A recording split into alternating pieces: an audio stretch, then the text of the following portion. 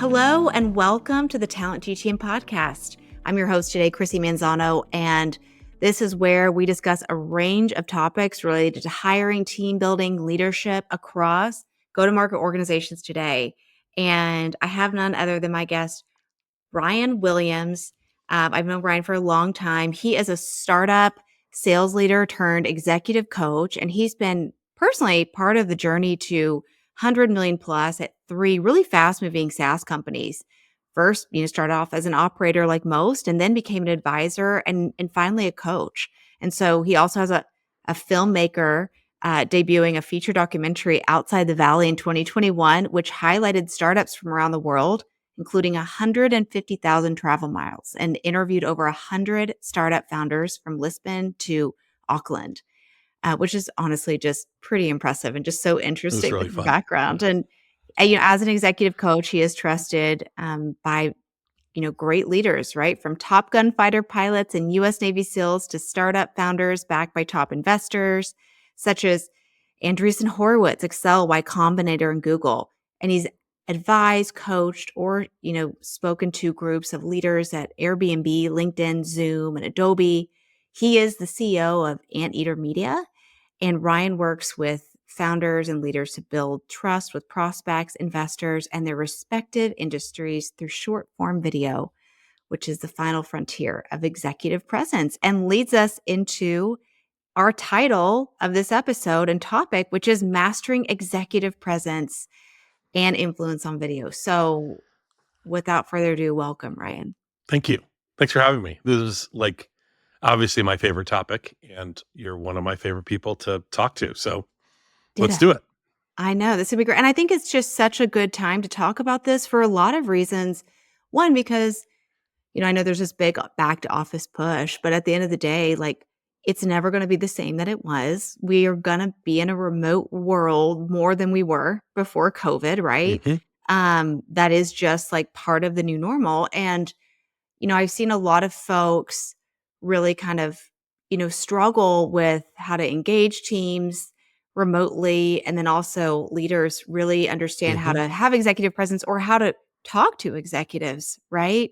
In a way that makes sense and that's effective, right? So, video now being a core part of leadership, most executives aren't trained to use it effectively. I guess in your view, what does executive presence actually mean in a virtual setting, and why does that matter more than ever? Well, I'd say, starting with the executive part of executive presence, being an executive is about execution. And so we evaluate someone's execution based on the role that we see them in. If we turn on the TV on Sunday, we're evaluating the coach, the quarterback, the owner. We're looking at the executives of a team. Yeah, we may be excited about position players because we're in fantasy football, but really we're thinking about okay, how well does that leader do their job? When we come to work on Monday, we do the same thing for our bosses and our leaders in our group or our company or our industry, or we go to LinkedIn and there are people we look up to. We think, okay, how well is this person executing? Or the lessons they share, like if we're talking about LinkedIn thought leadership, it's, is this something that I trust, that I believe? And then that's usually what the human brain is doing. We are looking at, do I trust and believe you on every interaction we have, whether it's video or at the grocery store, right? So given that we think about executive means execution, and presence is about, do we trust somebody, right? Because it's how do they make us feel? Executive presence over video is, when I see you on video, do I trust you? Well, what does trust mean? Trust means, does the person I talk to, are they talking to me only for themselves? Like a used car dealer who wants to make that sale and doesn't really care if the car will last a week or not? Or is it somebody who is taking care of my kid and I'm interviewing somebody at a daycare and I'm trying to evaluate whether or not my most precious thing in my life should be, in their daycare center all day. There's a lot of extremes, but it just comes down to, as humans, we're constantly engaging with, do I trust you? Do I trust you? And now that we're in a world where video is getting easier and easier to do, more and more people are doing it, but it also means it's very noisy. And Yes. so we have to stand out and we have to represent ourselves well. And that's why we're talking today about this, because I think that most leaders are scared of video, or they are frustrated that this is the new norm and this is the reality. Back to work is great because they spent a long time going to Toastmasters and making rooms feel comfortable, or holding steak dinners as a sales leader. But now when I have to show up on video, I have to figure out, how do I show somebody that they can trust me as an executive, as an executor, as somebody who's doing the thing I'm saying I'm doing, and um, can they trust me to create an environment where they feel safe Yeah. working with me, selling to me, selling from me, whatever that is.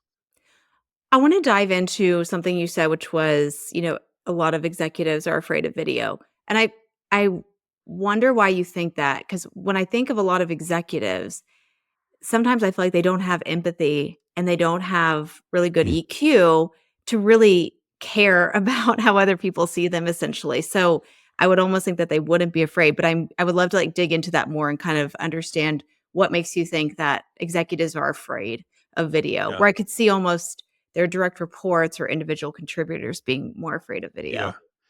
Well, a lot of the people that listen to this show and are in our combined orbits are people who come from the go-to-market world. Right. And so I'm going to return your question with a little mini question. Do Okay. you remember your first commit call as a rep where you had to say, yes, this is closing. It's closing on Tuesday. It's worth $520,000, whatever it was. Absolutely. Was that scary for you? Because it was scary for me. Yeah, 100%. Okay. So you went on record and you put a number out there. It's kind of Right. like the baseball player who points over the fence, like, I'm going to hit the home run, or, as a young rep, this is a lot of times that first commit call is when we're coming off our quota ramp. And we're now telling our team, you can count on me to do this, whether it's our team, our manager, whatever the structure is. And at a small startup company, you may have made that commit call in front of the entire company and been mentioned in the board notes. Yep. Okay, that's high stakes. Yep. An executive recording a video means that they're also going on record. Yep. They're going on record in a way that is less natural, because most of the executives I work with are kind of in my generation and later. So I'm mid 40s. So most of the people I work with are probably 35 to Yeah. 65, let's say, as a window. Right. If you're 35 to 65, you spent more time writing than being on video. Fair point. If you're 25, I don't want to make any, kind of blanket statements in a group that I'm not a part of, but you probably have done more video than writing. Right. In terms of posting a video or showing friends over video. Like, you've had FaceTime as part of your relationships since adolescence started, Yep. give or take, right? Whereas that wasn't natural to me, but it was Right. fun once we got used to it, right? Now we're used Yeah. to it. So it's like, yeah, I FaceTime my friends. I shoot a quick video at the store to show my wife what the choices are when she has given me something on the task list that doesn't have as much detail as I'd like. Hey, honey, here's a video of all these things on the shelf. Tell me which one I buy. Yeah. Um, the more I do that, the easier it is Right. to commit to myself in video, because in that example I gave, if I didn't feel like I was in a trusting, safe relationship, I might be worried that I'd get home, buy the wrong thing, and somebody'd say, look, you in the video, you saw the right thing. What the hell? Yeah. Right. Cause Right. that's what Right. it's like when we get called out, that thankfully that's not what happens to me. Right. It's wonderful. Um, but at work, I've worked for a boss that does things like that. Right. Put something in a commit call and then hear about it later. You committed to this. Where is it? Yeah. You Right. told me this was going to close. And then, it became harder as a manager. You told me this was going to close on your team. So um, I think that's the core of being scared, is that safety element of, am I in a safe place where somebody's not going to go and put this video on my face if my Right. prediction is wrong, if my board update is bad. When Zoom came out and went IPO, they were, I think, the only company doing Zoom like investor calls. I think that was Oh, what they were. okay. I remember. So I met Yeah. the CFO who was really cool, and I remember seeing her post that Zoom was one of the only places doing these like video shareholder calls, because obviously they want people to see the platform, but they have a huge leg up in that, because their user base also crosses their investor base. People get to see those execs. They see Kelly, Right. they see the CEO, they see the CTO, and they go, okay, I understand. I get you now. Um, Right. That's about communicating trust. Yep. And so if you're worried that someone might not trust you and then you can't execute your job, then you probably have that same worry about video. But tell me Okay. I'm wrong. I mean, are you not scared of video? Well, okay, I think so this is what I think based on what you said makes sense to me. Is it the recording of the video that comes into play? Because I think of like if I'm in a boardroom as an example, presenting to Hmm. a board in person versus, over Zoom is different, but what I'm saying would be the same thing. If anything, it'd probably Yeah. be a little bit easier just to like read the room being in person. That would be the harder part. But when you're talking about doing one-on-ones and recording and knowing the Yeah. recording element to me, I think is what's key or like the annotation of summarizing because that's where, it almost feels like, oh man, if I slip up and say the wrong thing, potentially that could come back to haunt me, right? That's kind of my takeaway, but curious Yeah. if that's also your thoughts as well. Well, that's like, I had a wonderful SDR leader when I was a VP of sales who I walked in on a team meeting where he was teaching his folks about psychological safety. This idea that if you create an environment where you feel safe, where no one is going to say, gotcha, you did this Yeah. wrong, Yeah. then you can operate at a different level. And what he wanted was 100%. his most junior salespeople to not worry about screwing up. He wanted this safety and failure for people to go and like make cold calls because he knew that was going away. Right. Ask for the deal, put things on the forecast, be okay with, I was wrong. I thought I'd have 10 appointments and I have 5. What do I do now? He Yeah. wanted that conversation because safety is something that can help those groups grow and learn very quickly. If we don't have that as leaders, and we could talk a little bit about some hacks to get there if you're not Yeah. there. But if we don't have that as leaders, then we record videos. We are worried that someone's going to take it out of context. Yep. We are worried that someone's going to take this and run with it. There are a few ways that you can balance that out, but that is kind of the core fear. So yeah, it may not be everybody's scared of Zoom. I don't think that that's true. I do Right. think that a recorded video, ask somebody to post their last Zoom meeting onto LinkedIn, and you're going to see real quickly whether or not they're scared of video. Yep. That's because LinkedIn is not the safest place to share For content. sure. Definitely. No, that makes sense. I agree with that. I guess when it comes to body language, right? That and kind of going to the next question, tone can be really powerful tools or major liabilities, right? And so on Yeah, video, what are some small but high impact adjustments leaders can make to instantly kind of elevate their presence? Let's talk about it from when they're yeah, talking to their teams, but also when they're talking about it with, other folks. yeah. Well, if let's say you're going to a Zoom meeting and you know it's going to be recorded and shared to people that maybe aren't in your time zone, if you come to that meeting, and what most of us do is we set up our, we're like, hey, I've got to do a team meeting, so I'm gonna go buy a nice camera. So we put the nice camera up, but we're still looking at our laptop and we're trying to go over the notes. And you can see my body language change a little bit to like reading. And if I'm reading notes off the screen, I might even have my reading glasses on, right? So if I'm doing this, now the person who I'm talking to, I'm not making eye contact with. Like, do you trust the guy at the hotel who's checking you in who's not looking up and making eye contact? That calls heads down time in hospitality. Like, not as much as you trust the person who stops, makes eye contact with you, and like wants to be here with you and is looking. It's a little unnatural to look at the little green dot on my webcam, Yeah. but Right. it's what eye contact feels like for you. Right.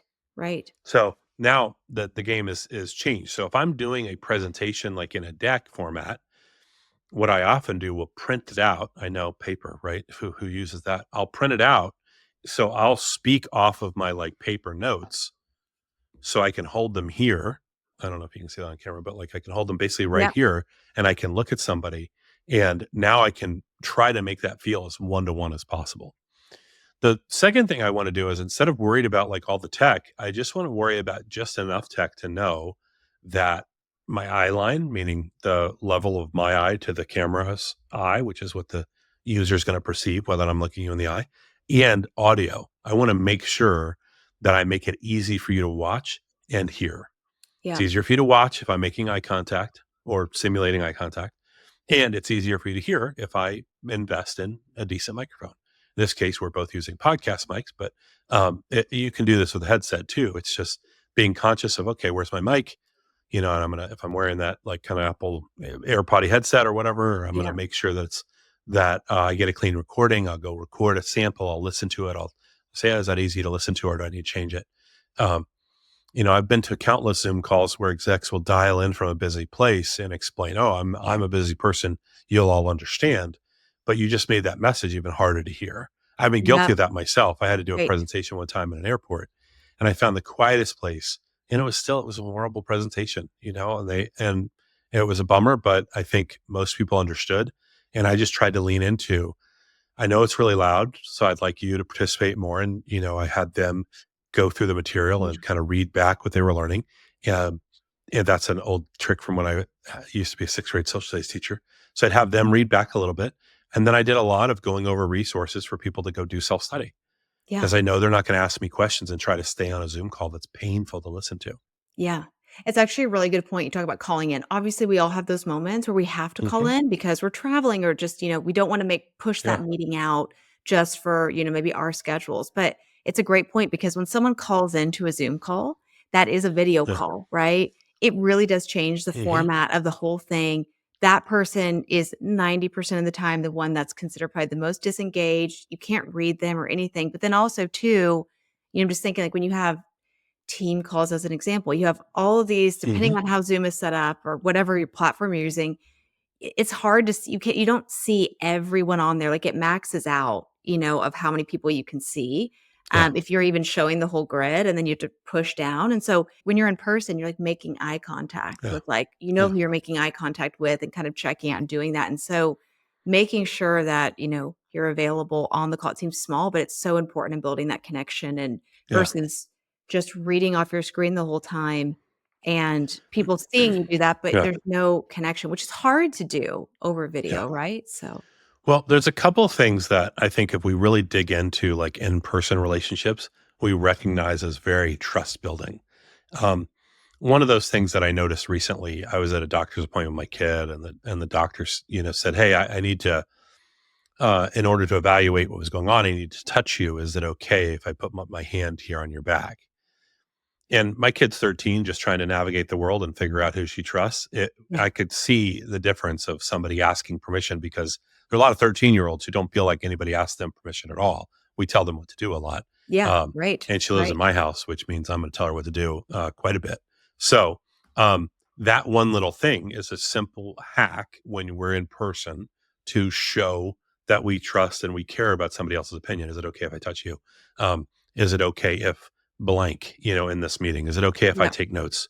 Have you ever been in a meeting with somebody who says, "Is it okay if I write some of this down?" yeah, Um, that feels different. yeah, When I work with an executive coaching client, I often set ground rules before we start. I say, "Hey, is this off limits, or do you want to talk about X or Y?" And when that happens, you've given somebody the chance to say, to be in charge and have agency of their boundaries. Okay, so that's a good example of trust in person. How do you take those things and bring them into video? Krissy, I'm with you on what you're saying and sharing in your screen, but my screen is right over here. So you still have my attention, but you know that I'm looking here now. yep, Now you're not having the natural reaction of the side of my face telling you that you're not important. Whatever's over here is more yeah, important. If I'm giving you the notes for my like sales call update, and I'm like, "Hey, yeah, this week, this and this and this happened," and it's clearly I'm looking at my phone. It could sound disengaging. If I yeah, say, "You know what? I just got an update from my field rep. Do you mind if I read this real quick?" Like, that's a rhetorical question. You're probably not going to say, "Yes, I mind. Don't read that." yeah, But because I've engaged you in that process, oftentimes I can then not do the awkward body language thing of turning away or turning my back to you, or the internet version of that, which is looking at the other monitor or not looking at the webcam. yeah.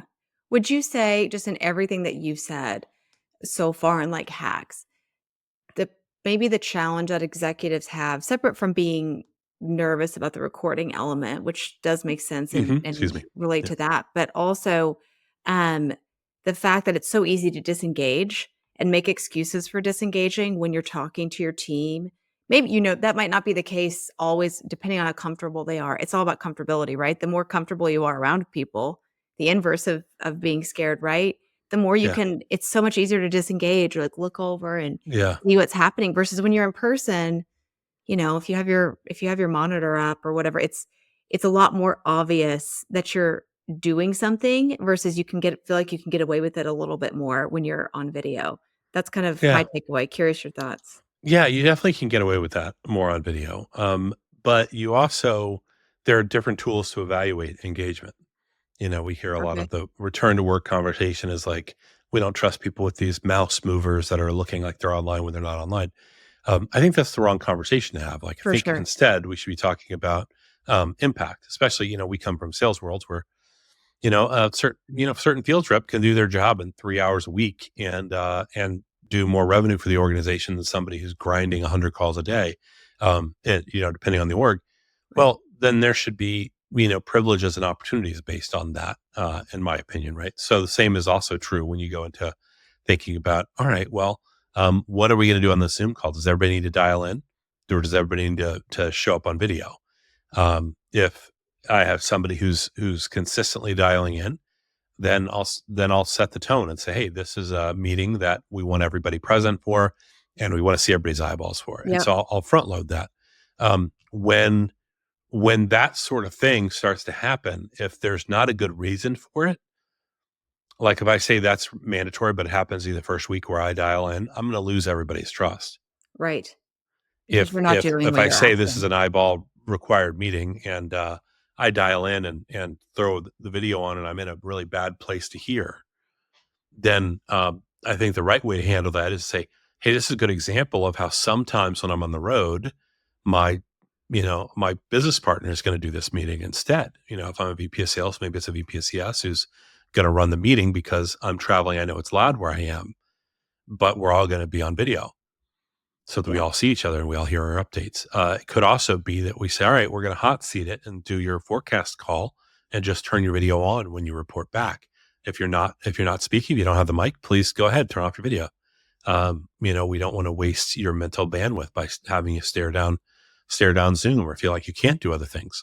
That'd be really empowering for certain teams and certain reps. So I think if I want the one message I want people to leave this conversation with is just because it's video doesn't mean that it's not human. And if Yeah. we just go to, does this feel human? Then we get pretty far because humans are really good at trust. Like it wasn't that long ago we came out of the caves and we decided whether or not we were safe from the, woolly mammoths or saber-toothed tigers or whatever was going on in the cave that your ancestors lived in. Right. And so because of that, we are really good at trust. And we're also really good at evaluating, but we're also really good at seeing the BS of somebody who can't be trusted. Yeah. And hearing. That's why, there are certain types of salespeople that most of us don't want to deal with. Yeah. Why? Because we're worried about their self-orientation. We're worried that they're somebody who's only in it for themselves. Right. And when we see that, and when that mental model is confirmed, it changes the way we interact with them. Yeah. No, absolutely. It's, you know, almost looking at it, simple things, but that make all the difference, right? Having maybe rules is too harsh, but kind of like rules of Hmm. engagement for video, right? Yeah. This is how we're going to operate our meetings. I'm going to hold myself to this standard. I want you all to hold yourself to this standard. Um, just like you would in a typical meeting, right? But again, really kind of set the stage for video so that folks can connect, that you can connect with them and make sure that they really are paying attention to you and know that you're paying attention to them, right? Which Hmm. maybe my view of of executives and engaging is, less about them being scared, although I agree with you on those things, and more of them maybe not taking video seriously of how to connect with their Yeah. teams as much. Um, Yeah. You got to see it as an opportunity, right? Like yeah, right. many of us are thinking like, okay, the in-person meeting is an opportunity. Maybe it's a sales opportunity or Yeah, maybe it's a right. team building opportunity. Well, the same is true when you have something that's a video meeting versus a call. Yeah. And calls also use that to your advantage, right? Our catch-up calls, we go for a walk in the neighborhood and we talk to our, Yeah. relative or whatever. If that's something that's like naturally part of your culture, then maybe that's something that should also be part of your team culture. Yeah. Hey, this is a catch up call. I want to hear how your week has been. So I know that you go for walks in the afternoon. Like, let's go do that, as opposed to make you feel like you've got to hide part of your life. Yeah. Um, somebody who I might, love that. be more comfortable doing an email update. Let's let them do that. I still want to talk to you once a week because that's the way I communicate. Yep. But I'm going to read your email first. And so maybe we show up there and we have a conversation about what feels right to them. Your example of in a regular meeting, we set ground rules. I got to kind of push on that a little bit. I think that excuse me, expectations are only set by people who are comfortable setting expectations. Yeah.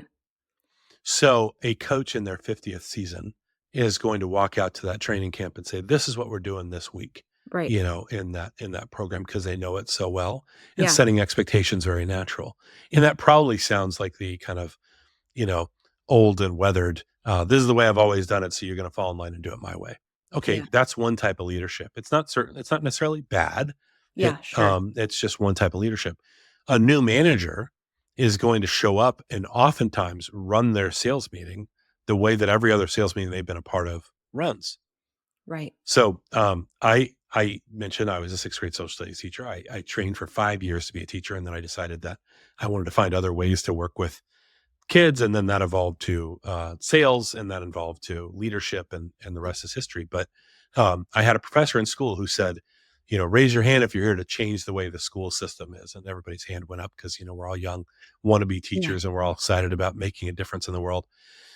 And he goes, well, I got some bad news for you. You teach the way you were taught. So every teacher who had a bad experience is now likely to repeat that behavior. If you don't believe me, become a parent, because you'll hear your mother's voice in the way you talk to your kid. I certainly do. And I love my mom, but there are things that she said that I repeat. And I go, why am I saying that? Well, you teach the way you're taught, you parent the way you're parented most of the time, and you lead the way you were led. So if you came up at a really high transaction, high velocity sales environment, like a Yelp or like a SMB KT experience, then you probably are going to have those tendencies to lead like you're in a velocity sales work. Yeah. As opposed to an enterprise sales work where your field reps are going out and they're calling in instead of being in the office, right? Those are things you're used to. So let's check our own biases when we go and set up that team meeting. Right. And call them out and say, hey, I'm used to a velocity sales team, so I like to see all my SDRs in the office. I know that's not always practical for the accounts you support. So we're just going to say that's on Mondays, or this is why Zoom is mandatory, or this is my first remote team. I'm going to use my skills that I had from the real world to our virtual world. And when they don't work for you, I want you to have the permission to call it out. Right. Think about how empowering that is for the people on your team, totally. or even your clients, right? Like if you say to a client, I normally do this demo in person. This is the first time I've done it this way. We're going to try it out. Yeah. I worked with a founder who had a early SaaS application for the iPad selling to factories. And he found that going on a tour of the factory was the best way to sell. But obviously he couldn't tour all the factories as the company started to scale and he started to have global expansion. But mailing somebody an iPad was worth it because that's half of what the plane ticket was. So he'd FedEx somebody an iPad and he'd say, great, we're on. And then he'd teach him how to use FaceTime. It was very early in the FaceTime days. And then he'd ask for a FaceTime tour of the office and he would feel like he could see it. And then he'd give personalized examples for the demo. And he was taking notes all the time. That only works if you front load and tell somebody what to expect. Yeah. You call somebody on FaceTime who's not expecting it. You notice that they're not expecting it. It's really awkward. Well, then they don't trust you as much because you've just interrupted them. So I want people to be more human and go back to thinking about like, why as a human do I do this? It's probably related to like some of the basic human needs and elements of like our life, which includes, do we trust other people we're around? Do we think we're in a safe place to eat or sleep, right? Just like we're in the caves again. And then take that one step further and say, okay, what does that mean for the person that I'm engaging with? If it's over LinkedIn one-to-many, well, I need to talk to you about something that you came to LinkedIn for. If it's over TikTok, well, I'm going to do this as a dance because most people are dialing into TikTok to watch dance videos because that's the way the platform started. So, so it all kind of depends. I know I'm being very general there, but it all kind of depends on reading the situation. And the best executives we worked for read the situation really well, knew when it was time for a rah-rah, knew when it was time to get down to business, knew when it was time to hold somebody's hand and sit there and be with them if they lost a deal or lost a loved one, right? Like those are the best leaders. So don't let that leadership example go to waste because we've all seen it. Let's start doing that, whether we're on video or not. Yeah, no, reading the room, regardless of being remote or not, is so important in order to have Mhm. the presence that you want to be impactful. So I totally agree. Last question before Yeah. we sign off. If a leader can only make one change today to dramatically improve their executive presence on video, what should it be? I'm gonna have a hard time choosing just one. But, Right. I think I'd like to give you something general that also applies to video as opposed to something Okay. that's video Go for it. specific. And I think that is, if you're in sales, we talk about being customer-centered sales a lot because we want the customer to have a great experience.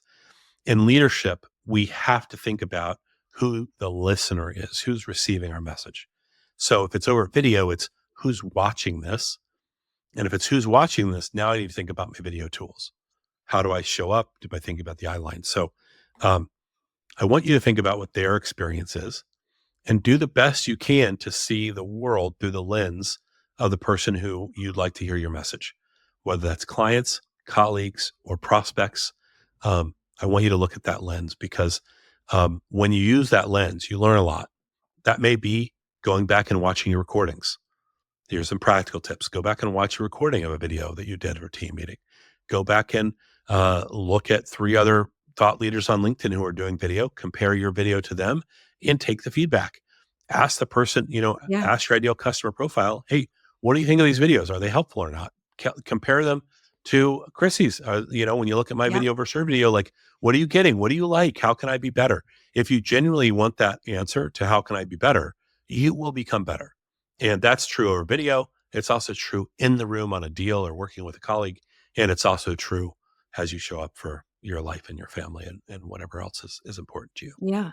I love it. I think it's really like leadership is servant leadership and having empathy and being connected and Yeah. caring and, you know, be also working on improving yourself, right? And figuring out Yeah. what works. So all great advice. I know we could talk about this forever. Yeah. And before we sign off, how can people find you? Where should they go if they want to learn more about working with you or just connecting in Yeah. general? Great. I'd love to connect. I like to connect with folks over LinkedIn. Just drop me a note and tell me that you heard this. And I'd love to connect there and maybe DM there. You can find me. It's just J. Ryan Williams. Should show up. You can also go check out anteater.media, which is the name of my company, Anteater Media. And you can learn about me and my team and what we do and see some examples of work we do. If that's interesting to you, we have a few guides on how to do video. If you're thinking, way, not ready for an agency to help me promote video. Well, great. DM me and I'll send you some guides on 5 or 10 examples of other videos that are out there that you can, mimic as you learn what works for you. Actually, I've got a whole collection of 50 YouTube shorts that I think all could translate to B2B sales or B2B influencers. So DM me and I'll send those to you. That Okay. would be really easy to share. Awesome. Well, you've been a long time friend, but also, colleague in some way. So loved having you on here and Huge sharing your supporter of wisdom. Blueprint, so put me down for longtime supporter, first time caller. Oh, you're sweet. Thanks. First time caller. No, I mean, we get so much great wisdom and value. So I'm glad we could share it with our listeners. But that's all the time that we have today on the Talent GTM podcast. If today's conversation piques your interest, be sure to subscribe to our podcast on Spotify, Apple Podcast, or our website, blueprintexpansion.com, and never miss an episode. Until next time, we'll see you later. Bye.